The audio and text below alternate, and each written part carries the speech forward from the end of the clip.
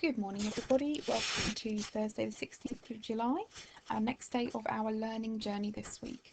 So this week we've been doing lots of different summer activities. We've made some lollies, some ice lollies, we've made some hats. It's been quite a creative week, hasn't it? And today we're going to be doing something that I feel we've missed out on this year, and it's one of my favourite parts of the year, and that is Sports Day. So let's have a look.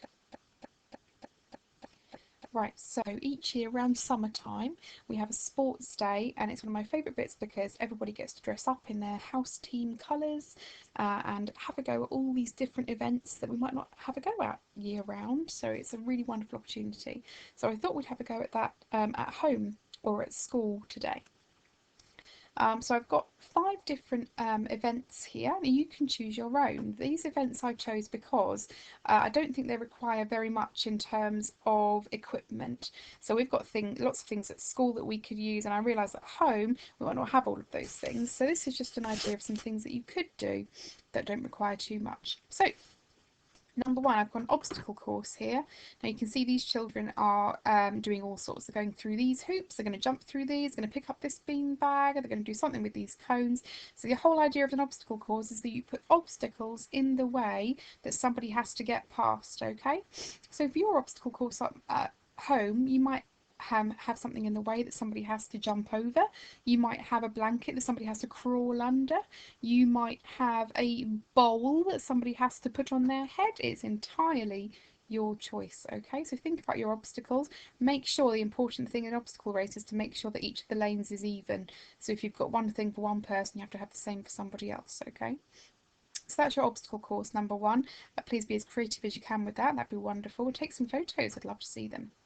Number two, I've got a 3-legged race. That's what these people are doing down here. So as you can see, you only need 2 people for this, and if you want to compete then you'll need another 2 obviously, and you tie 2 of your feet together, and you could do that with a hairband or with a bit of ribbon or with an elastic band. It's entirely up to you. Oh, excuse me. Tie 2 feet together and then you race towards the finish line. Okay, it's really quite tricky. I suggest you start off slow with that one.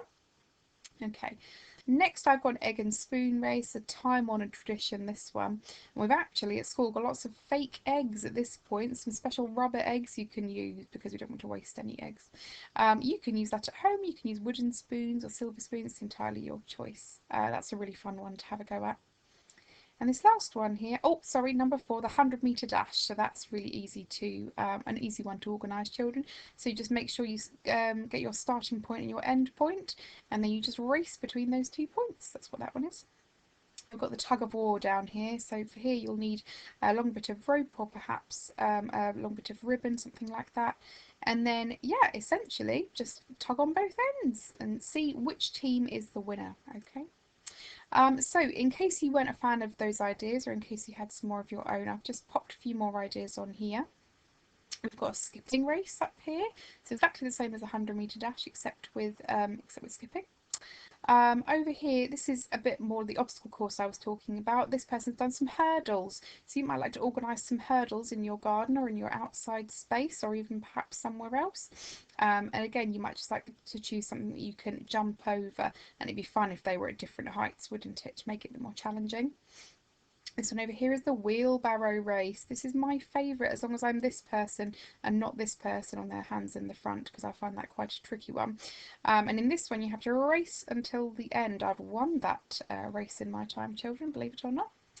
Down here we've got a throwing event here. So this one's really simple. They've just got some buckets lined up and they're throwing to see how many balls they can get into the buckets in the allotted time. That one's a really easy one to organise. And over here, oh, do you know what? I've changed my mind. This is definitely my favourite event. This is the dressing up race. So the children race to the first item of clothing and they have to put it on. And then they run again to the next item of clothing, put it on. You can see this person's got her hat, a scarf on, perhaps she's had to put that jumper on as well, and now she's changing her shoes. This race is really fun and quite good for somebody like me who's not particularly good at running, but has other skills elsewhere. So that's a great one, that dressing up race just there. Okay, children, I hope this is really fun for you guys today, and I hope you have a really lovely time with your family doing your very own sports day. I really look forward to seeing some photos and videos. Okay, speak to you soon, lovelies. Bye-bye.